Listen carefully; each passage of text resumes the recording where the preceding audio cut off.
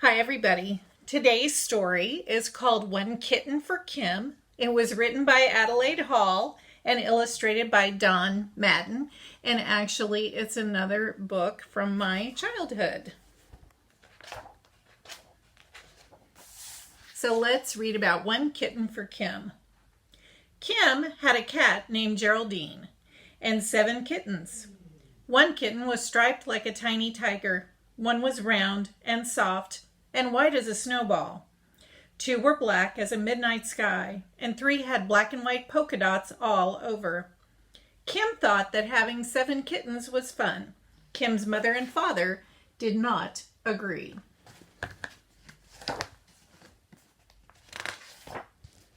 There are too many cats in this house, said Kim's father one day. You may keep Geraldine and 1 kitten. You will have to give the others away. Yes, agreed Kim's mother. 2 pets are enough in one house. Kim chose the roundest and rolliest polka dot kitten for his own. He put the others in his mother's laundry basket and set the basket in his yellow wagon. Away he went down the street with 6 kittens in his basket.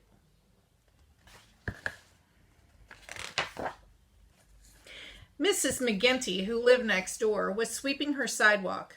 What's in your basket, Kim? She asked with interest. Kittens, Kim told her. Would you like one for a pet? I am rather lonely, said Mrs. McGinty, and a kitten would keep me company. I have 2 goldfish, but goldfish are not very good company. A kitten would curl up in my lap and purr. Goldfish cannot do that.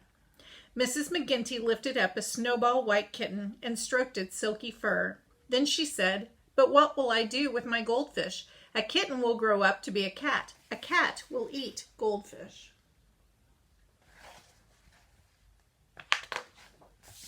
You could give the goldfish to me, said Kim brightly.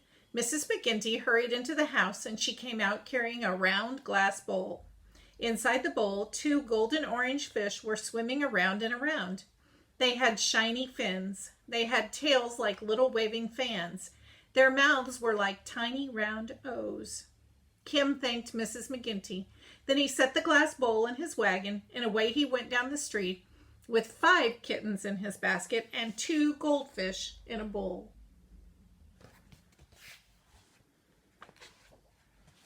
Kim pulled his wagon slowly because the water in the goldfish bowl went slish, slosh, splash. He pulled his wagon quietly because he was coming to Miss Murphy's house. Miss Murphy did not like noise. She did not like rattly wagons or squeaky wheels or noisy children. Miss Murphy sat on her porch quietly rocking. Hello, Miss Murphy, said Kim politely. I have some kittens to give away. Nice, quiet ones, he added. Did you say quiet kittens? Asked Miss Murphy with interest. Let me see them. She peered into the basket. The kittens were curled into soft balls. They were making quiet, purring sounds. Wait here a minute, Kim, said Miss Murphy, hurrying up the steps to the door.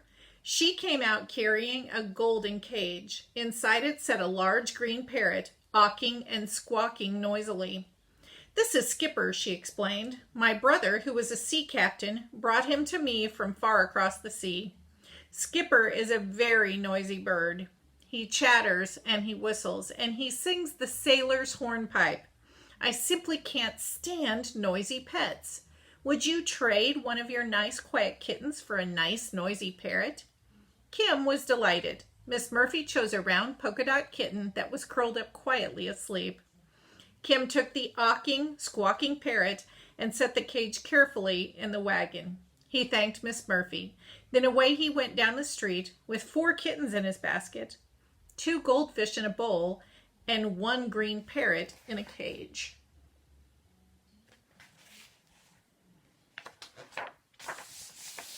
Kim turned the corner and stopped in front of Mr. Wiggins' store. Mr. Wiggins was making bright pyramids of oranges and red apples on his fruit stand. He looked a little bit cross.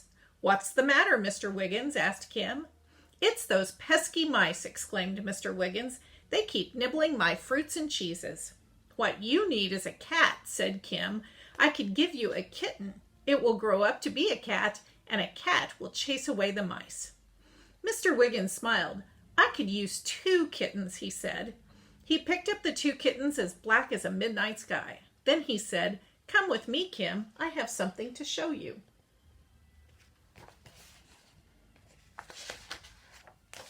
In the back of a store, there was a box with 4 wiggly brown puppies inside. "Would you like to have one, Kim?" said Mr. Wiggins. "Sure, thanks," said Kim with a wide grin. He chose the puppy with the silkiest fur, the floppiest ears, and the droopiest tail. He put the puppy in a small box, set the box in his wagon, and away he went down the street with 2 kittens in his basket, 2 goldfish in a bowl, 1 green parrot in a cage, and a wiggly brown puppy in a box.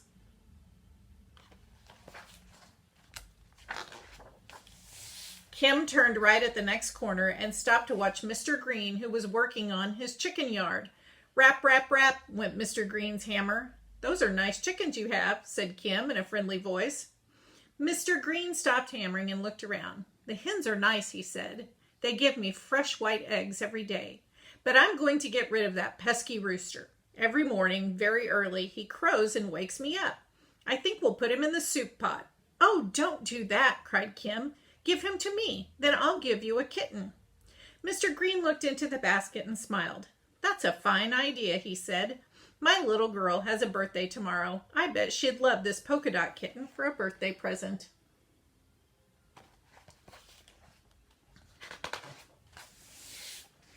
Mr. Green chased a shiny black rooster around the chicken yard until he caught him. He put the rooster into a small crate and set the crate in Kim's wagon.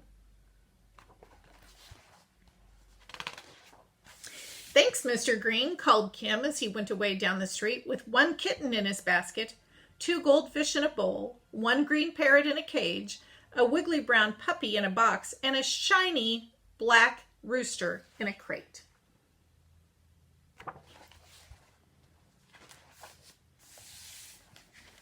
As Kim turned the next corner, he thought, "I have just 1 kitten left to give away." Then he saw Millicent May and her mother in the yard. Millicent was crying and looked very unhappy. Mrs. May looked a little unhappy too. "What's wrong with Millicent?" Kim asked. Mrs. May sighed. "Millicent is crying because she wants a tiger for a pet. Yesterday we went to the circus. Millicent loved the tigers. She says she won't stop crying until we buy one."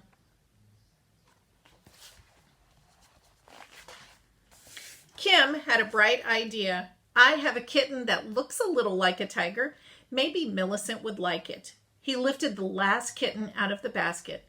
It was yellowish with black stripes. It had a little tiger face and wide green eyes. Kim put the kitten in Millicent's lap.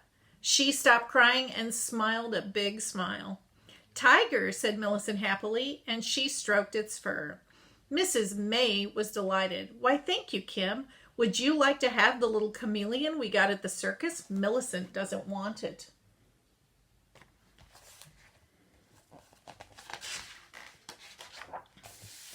Kim peered into the glass jar. There was a tiny green animal covered with scales. It had a little pointed face and a long green tail.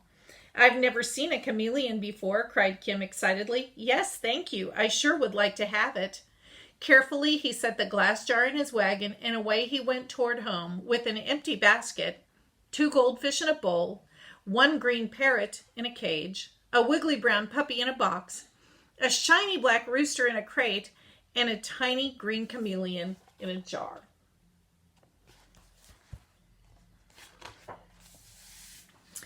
As he pulled his wagon into the yard, Kim shouted excitedly, "Hey, Mom, Dad, I found a home for every single kitten. Aren't you glad?" The end.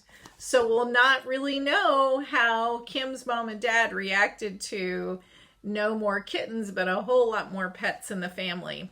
And so that's our story, One Kitten for Kim. It was written by Adelaide Holl and illustrated by Don Madden. And I'll see you next time with another story.